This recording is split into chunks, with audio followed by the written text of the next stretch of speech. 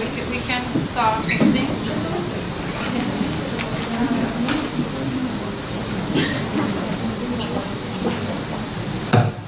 Okay, welcome back to everyone. So we can start this session, and I'm honored to chair it. And the first speaker is Francesca De Vecchi. His whole topics is the plural subjects approach to social ontology. Everybody knows Francesca. She teaches here at the Faculty of Philosophy of the University Vita Salute Safari. So you have only 30 minutes, then we can discuss for 10 minutes, and then we can pass to the next speaker. Thank you very much.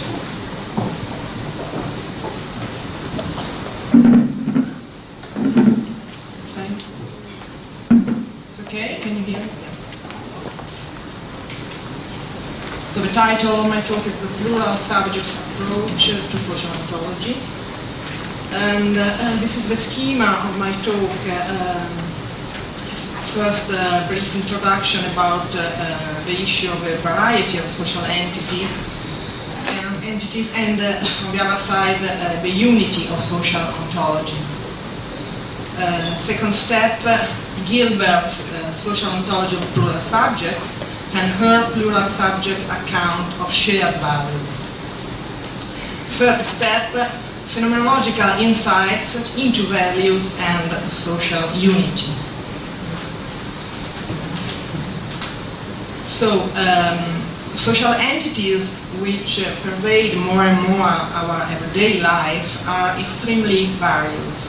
Social entities are driver licenses, taxis, euro notes, credit card, bus tickets, judicial system, health insurances, penal codes, theaters, governments, symphonic orchestras, works together, football teams, friends group, philosophical society, marital couples, promises, marriage proposals, concert performances, election, governing body section, and etc. Despite the extreme heterogeneity of social entities we deal with in our everyday life, I claim that there are at least two features which essentially individuate social entities, distinguish them from our classical ontological types, such as natural entities and ideal entities, and make of them the possible object of a single discipline, that is social ontology. These two features are, first, the ontological dependence on intentionality, and second, normativity. Social entities existentially depend on individuals' intentionality, at least to individual, as regards their creation as well as their maintenance and cessation. Without beliefs, perception, desires, intentions, memories, feelings, and actions relating to social entities would not exist. Just some example, the underground ticket I bought and validated to go to the university would not exist without our collective beliefs, according to which that piece of paper is an underground ticket, etc. The promise I did and its corresponding claim and obligation are created by my social act of promise, etc. Normativity. Social entities are essentially normative entities. Normativity has many meanings, and it may be predicable of other entities which are not specifically social entities. For instance, and above all, moral entities, such as moral laws, moral judgment, moral actions. So what kind of normativity characterizes social entities? The idea is that social entities imply obligation, right, duties, claim, permission, etc., and are bearers of deontic power. I will adopt here Searle's expression, neologism. Some example about it. Promising implies a promisor's obligation and promisee claim. A university professor has the obligation to give his lecture, etc. Your invitation to your party authorizes me to come to your party.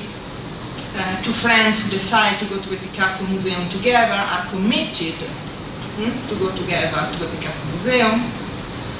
Train tickets entitle us to travel with a certain train, directed to a certain destination on a specific day. If we travel on this train without the corresponding ticket, we would be liable to penalty.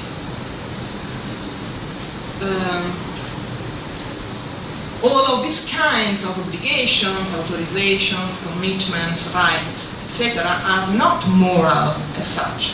I agree with Margaret Gilbert's position about it. And for instance, criminals who have committed themselves to bring about a certain criminal action are consequently the bearers of such commitment, independently of the fact that the content of such commitment is moral. I suggest that my starting point was the extreme variety of social entities. Then I identified two features, existential depending on intentionality and normativity, two features which characterize social entities as such and as an entity of a single discipline, social ontology. And then I suggest that it's possible and also needed to put the extreme variety of social entities into order. I tried to do it and identify three kinds of social entities. Social objects, they are specifically objects such as biolicenses, train tickets, euro notes, etc. Social subjects, they are specifically collective entities such as symphonic orchestra, governments, society, football teams, marital couples, group of friends, etc. And social acts, events, and processes. Social acts such as requesting, promising, promulgating legal provisions. Social action and events such as cooperation, activity, concert performances, social processes such as election or the procedure of the constitution of the state. These different kinds of social entities are intrinsically connected to one another, and all these three kinds constitute the object of a single discipline, social ontology. There are many theories at our disposal on the market, many social ontological theories, and it seems to me that each of these theories tend to deal specifically with just one of these kind of social entities. For instance, Searle has a specific account of social objects such as money. Bratman has a specific account of social actions such as shared intention and cooperative activities. Christian Listen with Petit have an account of social subjects in terms of group agent, group agency. And Margaret Gilbert has a specific account of social subjects in terms of plural subjects. Therefore, I suggest that Margaret Gilbert's social ontology is an ontology of social subjects, and not a social ontology of social objects, okay, or the third possibility, a social ontology of a social event and procedure. And it is more precisely a social ontology of plural subjects in her terminology. I argue that Gilbert's social ontology of plural subjects is impressive, and it is fundamentally and appropriately characterized as an original existential approach. Gilbert speaks of her ontology as a general, I quote, general project of understanding the terms in which human lives are lived. I quote again, what puts you in a position to use the collective we? One cannot hope fully to understand the human condition without an answer to this question. Such existential connotation, which is specific to Gilbert's social ontology, strike positively because of its rarity in the contemporary social ontological debate, as well as because of its appropriateness to the thing itself, to the proper matter of social ontology. In the end, I think social ontology is an ontology of the existence, that is, of the human condition, since the experiences of a collective we, that is, what we live together with other human beings, are central for the existence of every human being. Nevertheless, I argue that, astonishingly enough, Gilbert's ontology of plural subject does not adequately account for values. Gilbert neglects the specific role of values for the quality of the human condition and for the quality of the existence of human beings in the social world. Values don't constitute neither a necessary nor a sufficient condition for the creation of plural subjects. Only as we will see, one of the possible objects of a joint commitment, values become shared collective values or collective values, which unify and bind people together, constituting plural subjects. In any case, I think the removal of values is, after all, a constant feature of the contemporary social ontological debate. In the following part of my talk, I outline Gilbert's plural subject account of shared values and then sketch some features of a different account of values, that of phenomenology. According to the phenomenology account of values, I try to show that values play a crucial role both with the creation and the well-being of plural subjects. I suggest that social ontology should provide, unlike Gilbert and the main trend in the contemporary social ontological debate, an account of values which focuses first on the specific nature of values and second on essentially collective values. So values which need to be grasped by more individuals together, such, for instance, solidarity or justice. I also suggest that phenomenology could provide some important and fruitful insights for such account. So now I outline Gilbert's account of shared values. It represents a perspective on values which is, I think, quite typical in the contemporary social ontological debate. Two features of Gilbert's account of shared values are typical of the way in which values are considered by social ontology today.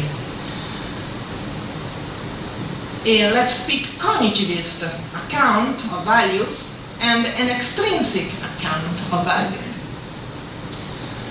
So what I mean about a cognitivist account of values. Gilbert proposes a cognitivist account of values because values are the objects of belief. I quote, in order that one have values, then one must have beliefs or opinions. More specifically, one must have beliefs or opinions to the effect that some item or items have a certain value. It was more or less the same quotation before. Consequently, the question about the nature of shared values will then be understood as a question about shared beliefs or opinions to the effect that some item or items have a certain values. So according to the cognitivist account of values, the specific nature of values is not taken into consideration. Values are the object of belief, just as anything else could be the object of belief. There is neither an inquiry into the specific being of values, nor into a specific kind of intentionality that could grasp the values directly. Versus, I will say later, the phenomenological intrinsic account of values, in which values are qualities which are directly grasped by feeling value. Because of these two features, so a cognitivist account and an intrinsic account of values, values do not play a significant role in the formation of social groups. In her account, Gilbert addresses the issues of whether shared values can be either a necessary or sufficient condition, or both conditions, neither of a condition, for the existence of social groups. Gilbert's answer is that shared values are not a necessary condition for social groups, and that they can be a sufficient condition only if sharing values is construed according to the plural subject account, that is, according to the joint commitment Morris. I quote, and I speak here on the sufficient condition, all joint commitments are of the same form. X and Y and Z and so on are jointly committed to do something as a body, here doing something is construed broadly enough so as to include believing that such and such and feeling thus and so. What is it to do something as a body? The joint commitment in the case we are considering is a commitment to the case of values, of shared values we are considering, is a commitment to believe as a body that some item, I, has a certain value V. Gilbert argues that only if individuals commit themselves to believe jointly that a particular thing C has a certain value V, is such value V a sufficient condition for the creation of social unity and of plural subject. In the case in which values are shared in the joint commitment modus, Gilbert speaks properly of collectively shared values, or more briefly, of collective values. On the necessary condition, according to Gilbert, people can be jointly committed in a variety of ways. Whatever this way is, the result of a joint commitment is always the creation of a plural subject. I quote, people can be jointly committed not only to believing as a body that such and such, but also to accepting or pursuing a goal as a body, to accepting as a body that A is to be done in circumstance C, and more. In my technical terminology, those who are jointly committed to acting as a body constitute the plural subject of acting. On the necessary condition, therefore, concerning the necessary condition, I quote, it would seem that such collective values are not necessary, however, for social unity. A plural subject founded on a joint commitment need not be the subject of values as opposed to other beliefs, the rule of a factor form, and so on. So in other words, collective values are a condition for social unity and for the creation of a plural subject, just as collective beliefs or collective rules can be a condition for it. According to Gilbert, the only fundamental condition for social unity and plural subject is that values, beliefs, rules, emotion, etc. be shared in virtue of a joint commitment. If value, beliefs, rules, emotion are the object of a joint commitment, then in virtue of such a joint commitment, such values, beliefs, rules, emotions are collective values. Collective belief, collective rules, emotion of a plural subject, and they bring forth social unity.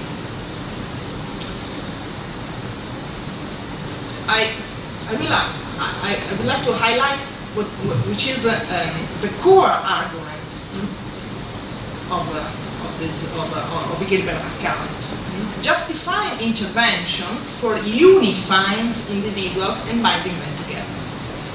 I will explain it. According to Gilbert, sharing values, beliefs, emotions, etc., and the joint commitment models unifies people. It binds them together, and it provides them with the standing to intervene in one another's lives.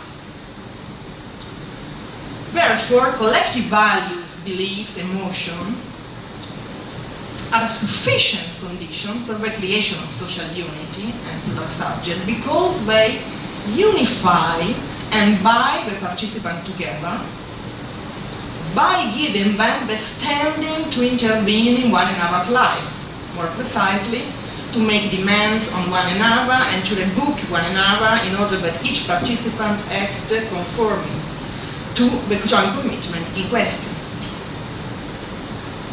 So to sum up, Gilbert's account of shared values does not value values with regard to their specific nature. Values are considered as any other possible object of belief and as any other possible object of joint commitments. As objects of a joint commitment, values become shared collective values, and constitute a sufficient condition for the creation of social unity and plural subject. This is just, I just told, an extrinsic account of values and of shared values.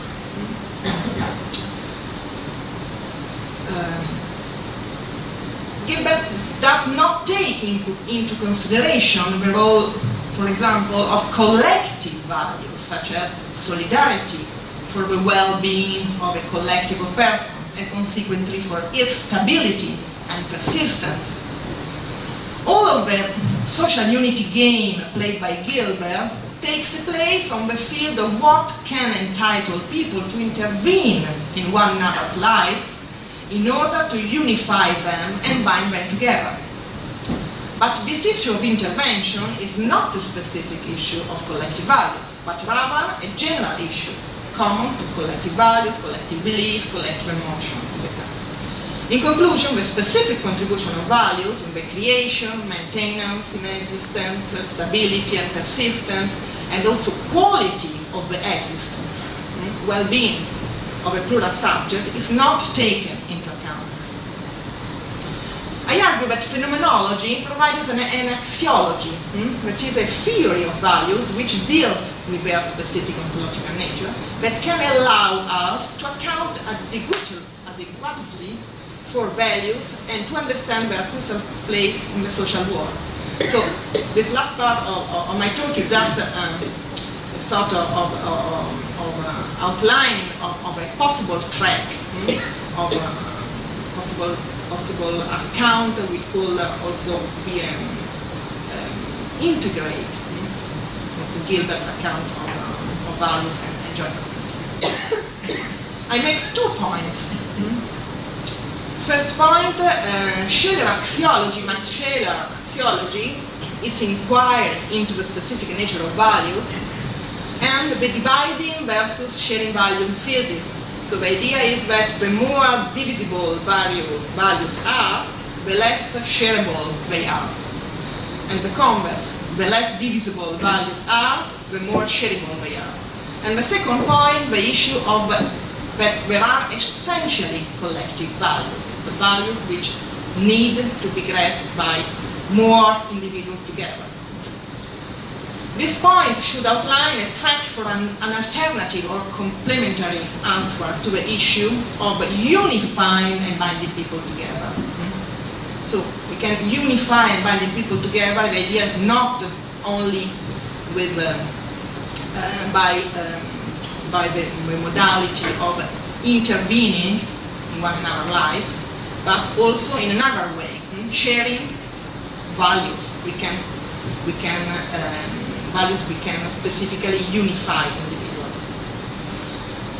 So here I limit myself to sketching some essential features of values which, according to Scheler's sociology, ground the thesis of dividing values versus sharing values which I present. Feeling values, realism about values, okay, very good time. And values, the distinction between values and goods, and the idea that there is a hierarchy of values. There are superior and inferior values. We will see now in which sense. On the basis of these essential features of values, I argue for the following thesis. The more visible values are, the less shareable they are. The idea is the values of the lowest sphere, for example, values such as the sweet of the food or the warmth of a blanket, essentially divide and not unify individuals who feel them, because they have to be divided among the people, and people have to compete with one another for the enjoyment of such values.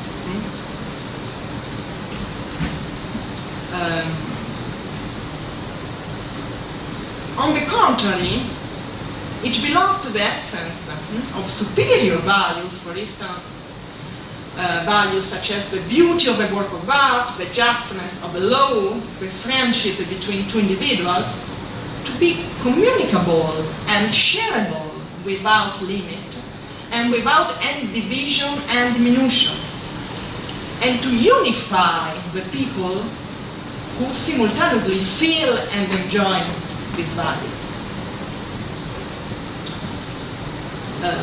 This was a quote for Scheler, but I will skip them.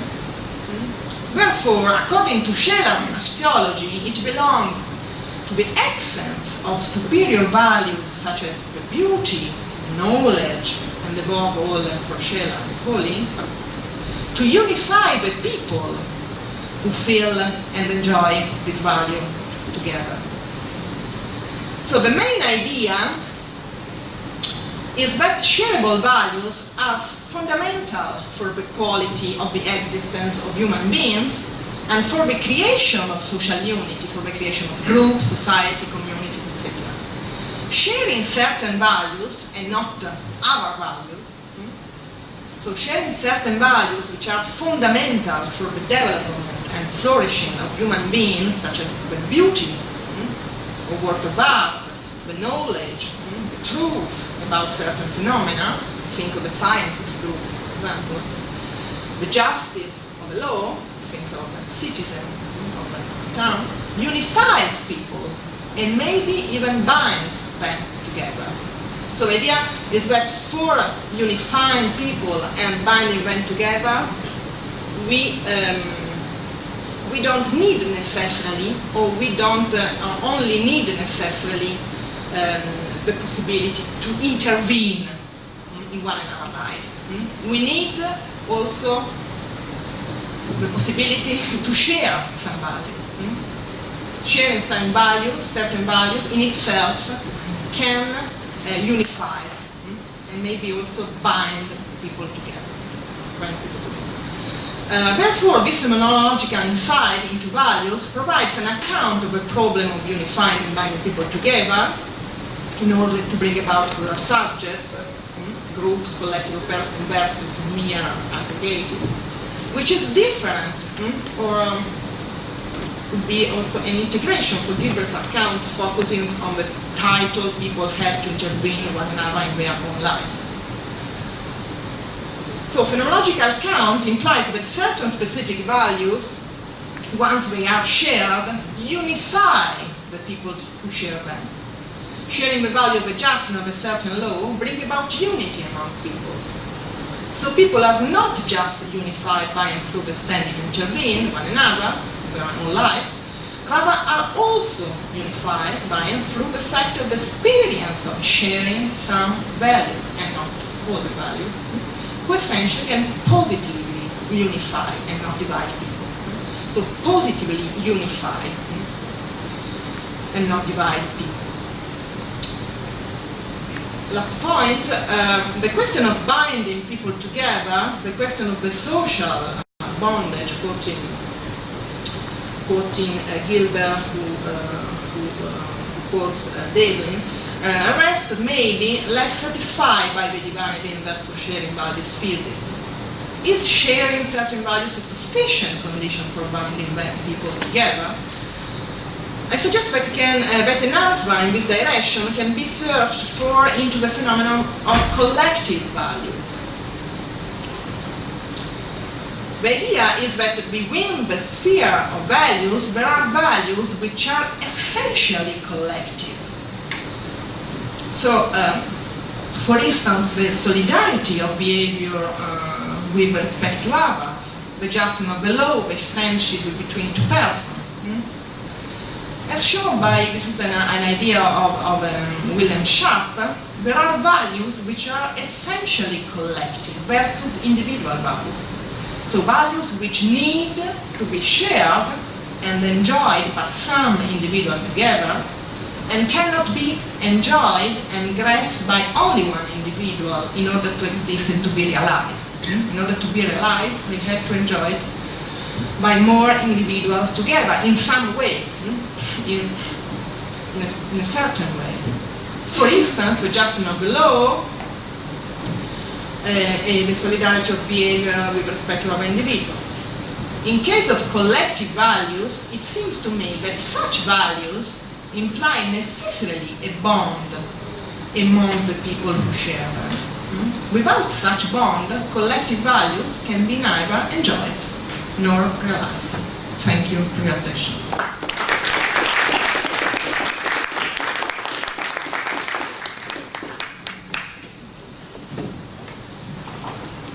Thank you, Francesca. So I can give the word to the floor on the first question, please. Thanks.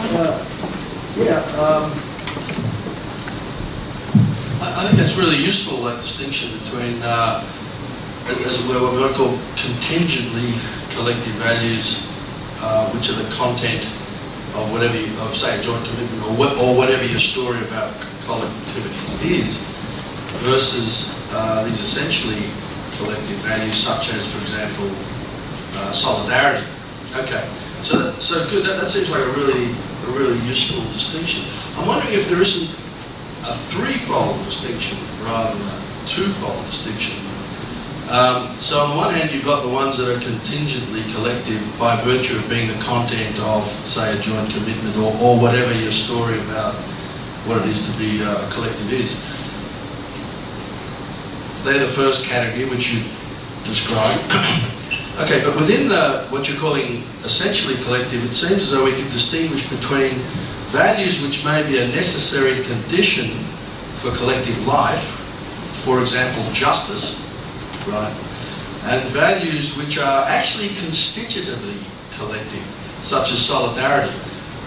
Solidarity seems to me to be a value which is not simply essential for social life, but constitutive of it. Whereas justice doesn't seem to me to be constitutive, but it's certainly a necessary condition. So I'm just wondering if there is a further distinction that might be helpful. Yes, thank you for the question. Quoting Geiger, phenomenology is the passion for distinctions, and so the distinction as never enough. So there is another question, please. And there are one there. Okay. And there are two. Two. Okay. Thank you. Thank you very much for your talk. My question refers to your peculiar attempt to improve the theory of value by means of a phenomenological approach. I didn't catch whether you want to continue the cognitivist strand in doing so, or this would be rejected as a false approach. Because I think if we really followed Scheler, we certainly had a serious problem when doing so, when following a cognitivist approach. And I think if we said sharing values means sharing beliefs or opinions, this could not result in something like an accurate Schelerian moral phenomenology. Because of his arguing in favor of a priority of values over knowledge. So we couldn't understand what it means to share values if that only meant sharing beliefs. I think he wouldn't say this simply is not enough and it's not accurate with regard to our real experience of values. So I'm not sure I understood your question, but I tried to. So the idea is, I spoke, or I called Margaret's approach to value as a cognitivist account because we can grasp values only passing through a belief. Now, values are objects of beliefs, and they cannot be the object of a direct and specific type of intentionality, as on the contrary in shared account. We feel values in shared account, and so values are the direct object of a specific affective kind of intentionality. This was the idea first. And the other idea, so it was that in Margaret's account, values are the object of belief as any other else kind of objects can be the object of belief. So there is not specific inquiry into the nature of value, what values are, and into the kind of intentionality we use for grasping values. I don't know if I have answered. Okay. There are two more questions, just two. Thank you for your talk. I really appreciated your call for the unity of social ontology.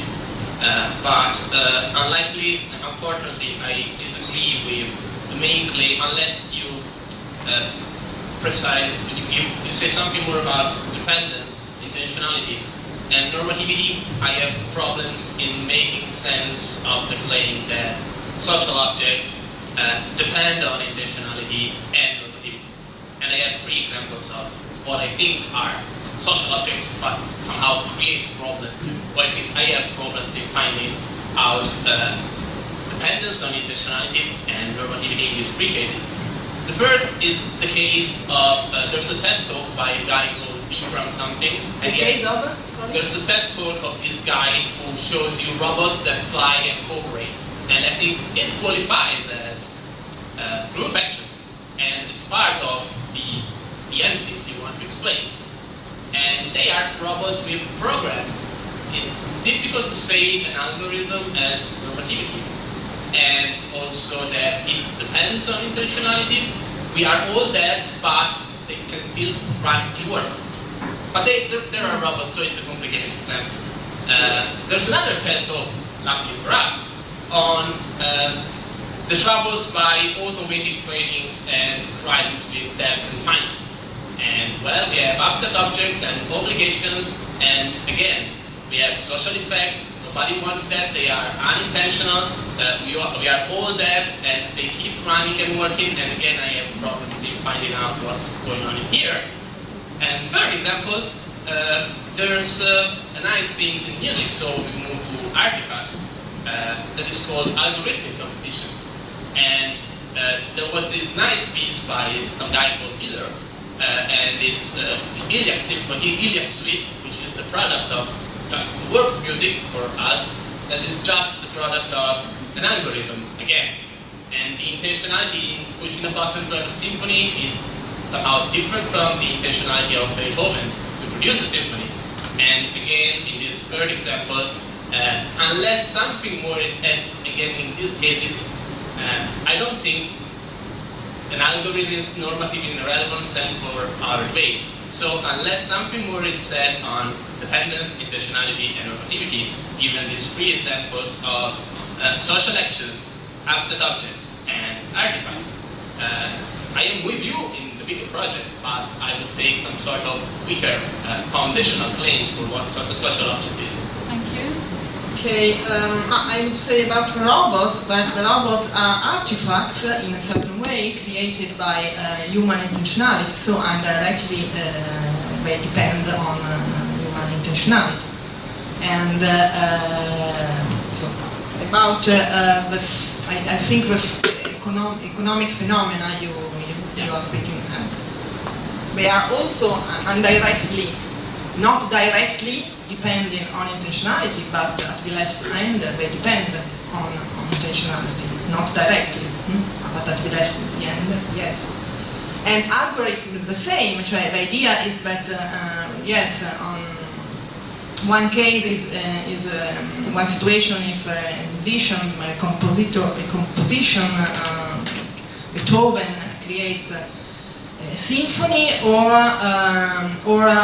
creates a symphony by using an algorithm as a tool for creating symphony. So I don't see a very significant difference. So also in this case we have an intentionality of the musician which who uses the algorithm as a tool for creating a symphony. Sorry, we have just 5 minutes, and there is probably another question. Sorry. There was another question there. And there is Yes, also I can Margaret, so answer. you have to choose, because we have just 5 minutes. Svea. I haven't got any question. I just wanted to express my thanks to Francesca for bringing in those positive tones into our discussion. For pointing out that social life is also sharing values. It's not just about those stern things we've been talking about, like rebuking, chiding, scolding, off-telling, and hypocrisy and bullying and whatnot, but also sharing values. That's very good news, and I'm glad to hear it. Thank you. That's not so simple. But we have to decide how to manage the time. Okay, sorry, that's not so simple. Sharing values could also mean sharing negative values, of course, but I mean, there's another issue. I mean, it's not just a moralistic position. So Margaret, and a quick question there, just the last. This is very quick. I just want to clarify, when you say sharing values, like at the end in your positive view, is that a summative view? It means that each person has that value, values that thing as an individual. So it's a, you know, you and I share a value, if you have that value and I have that value. So it's a point of clarification of what's meant. Yes, it's a point I have to clarify. I think that in this phenomenological account, the idea is that we can share values not in a summative account. There are many possibilities, but we have also the possibility to share values in your sense that it's not summative or singularist, but we together share the same values and by striking we as a plural subject and not as an individualist position. Sorry, to make it more intelligible, just a second. So my role is just To make it more intelligible, you should maybe make it clear that that's not a propositional attitude. Sharing value is not a propositional attitude. You just feel and feel together, so to speak. That's a phenomenon. Okay, if I could actually quickly say, I don't think that cognitivism is essential to my position, so we can go on that. No, I'm sorry, just that question. I have a very bad flavor. I'm sorry that got garbled. We didn't hear you. Right, I'll keep going with the whole. I just said that the cognitivism about value, the cognitive approach to valuing wasn't essential to my position. It seems that Francesca's elucidation of her view was that she wasn't meaning sharing summatively. She meant something else that might be developed of a more collective nature. I'm just trying to elicit her view. I didn't want to comment on that. No, so in the sense I meant that your account of values is cognitive, is just that values are the object of belief. Yeah. This is. So we could amend that and still have something like a plural subject account. So on the contrary, the idea is that values can be the direct object of feelings, and we feel We can feel together. Yes, but I want to push this thing, I want to get back to the nasty bits. Because this soft, fuzzy business where we feel the same and all of that. I'm convinced, because you have such a broad, very comprehensive project of dealing with all kinds of social entities.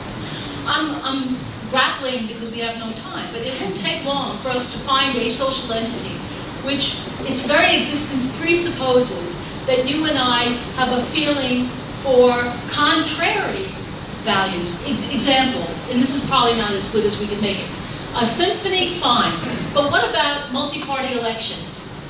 To have a multi-party electoral process, there's got to be, the very nature of political parties is that the existence of mine, it only is the raison d'etre of my party is that I'm not fulfilling the obligations and needs of your constituents. In other words, for us to have a multi-party competition, we have to be rooting for opposite teams. Okay, so that brings in the tournaments. For us to appreciate a lot of different types of social entity, we have to not share the same feelings. There has to be feelings which are in opposition to each other for us to fight a war. Yes. Okay, so, or for us to have a union negotiation. Okay, so you're not impressed by this. I thought I was bringing something which needs to be taken on board that you didn't seem to capture in your sharing of values. So tell me why I'm missing the point. Maybe I missed the point. No, Your I point. can Sorry. I think I can clarify. I don't think that Francesca's thesis was that value only had the function of unifying people, or that was definitely for values, quite on the contrary. No, my idea was that if we have an account which allows us to inquire into the nature of values and not just an extrinsic account of values which deals with values just as any other kind of entities. So we can find in this inquiry, we can discover that there are some values, there are certain values which have a potentiality to unify and bind people together, and there are, of course, other values which make the contrary. This is our idea, and so. I thank you very much. I'm sorry, but I have to finish the session. Not the session, indeed, just this discussion. Thank you very much.